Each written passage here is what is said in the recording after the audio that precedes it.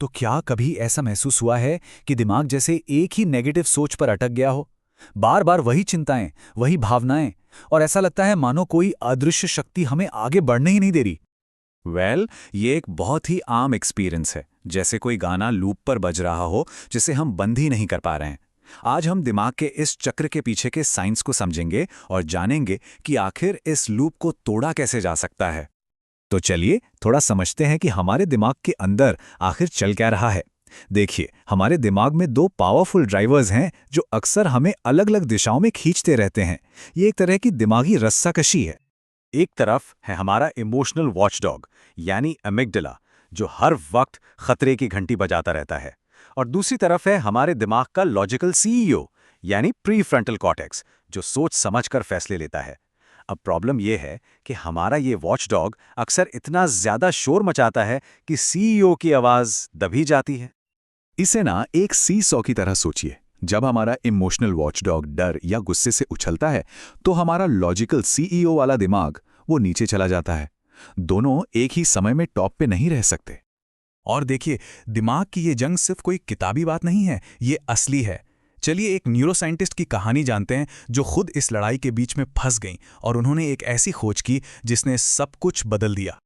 मिलिए डॉक्टर श्वेता अदातिया से, एक ब्रिलियंट न्यूरोलॉजिस्ट जो दिमाग के सारे राज समझती थी। लेकिन सोचिए, जब उनकी 25 साल पुरानी दोस्ती अचानक टूट गई तो वो खुद ही अपने दिमाग के इमोशनल जाल में फंस गईं और लगातार उसी दर्दनाक पल को जीती रहीं। उनके अपने शब्दों में कहें तो मेरा दिमाग एक लूप में फंस गया था। मैं कुछ भी रैशनलाइज नहीं कर पा रही थी। सब कुछ जानने के बावजूद वो अपनी भावनाओं में फंसी हुई महसूस कर रही थी। ये समझने के लिए कि उनके दिमाग में आखिर हो क्या रहा था, उन्होंने एक बहुत ही एक्स्ट्राऑर्डिनरी कदम उठाया। उन्होंने अपने ही दिमाग का एक महंगा फंक्शनल एमआरआई स्कैन करवाने का फैसला किया। और जो रिजल्ट्स आए वो चौंकाने वाले थे। उनके दिमाग के स्कैन ने दिखाया कि उनके इमोशनल सेंटर्स ठीक उसी तरह एक्टिव थे जैसे किसी हेरोइन एडिक्ट के दिमाग में होते हैं। उनका इमोशनल दर्द एक असली फिजिकल एडिक्शन में बदल चुका था। तो सवाल ये उठता है कि ऐसा होता क्यों है? हमारा दिमाग हमें इस तरह के पावरफुल इमोशनल लूप्स में फंसाता ही क्यों है? इसका जवाब छिपा है हमारे सबकॉन्शियस माइंड में, जो हमारे 95% कामों को कंट्रोल करता है। हमारी जिंदगी के पहले कुछ सालों के अनुभव हमारे दिमाग में गहरे रास्ते बना देते हैं और दिमाग को ना इन जाने पहचाने रास्तों पर चलना पसंद है, भले ही वो हमें दुख की तरफ क्यों ना ले जा रहे हों, क्योंकि वो सेफ और पहचाने हुए लगते हैं। ऊपर से हमारे दिमाग का एक सर्वाइवल बायस भी है, मतलब वो हमें बचाने के लिए बना है, इसलिए वो नेगेटिव चीजों पर ज्यादा ध्यान देता है। बुरी यादें ना वेल्क्रो की तरह होती हैं, फौरन चिपक जाती हैं, और अच्छी यादें वो टेफ्लॉन जैसी हैं, आसानी से फिसल जाती हैं। तो क्या इसका मतलब ये है कि हम इस दिमागी प्रोग्रामिंग के कैदी हैं? बिल्कुल नहीं। अच्छी खबर यह है कि हमारे पास कंट्रोल वापस पाने की पावर है। चलिए एक साइंस बैक टूल किट देखते हैं जो हमारे दिमाग को रीवायर करने में मदद कर सकती है।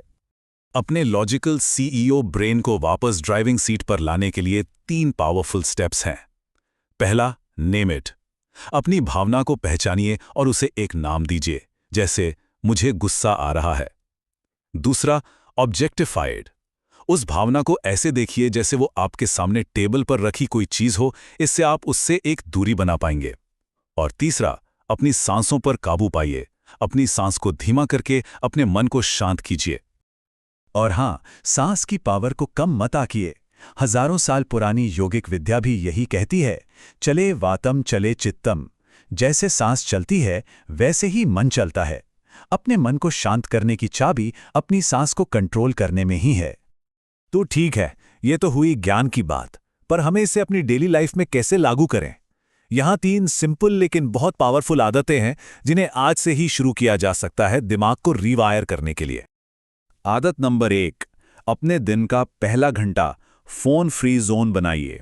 जब हम सुबह उठते ही सोशल मीडिया स्क्रॉल करते हैं तो हम अपने दिमाग को डोपामीन की छोटी छोटी एडिक्टिव खुराक देते हैं, जो दिन भर फोकस करने की हमारी क्षमता को कम कर देती है।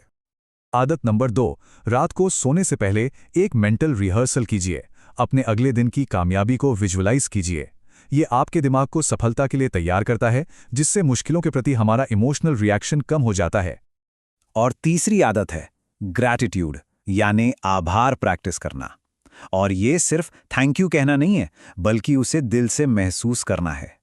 ये साइंटिफिकली प्रूवन है कि ग्रैटिट्यूड हमारे प्रीफ्रंटल कॉर्टेक्स को मजबूत करता है और पॉजिटिव ब्रेन केमिकल्स को बढ़ाता है।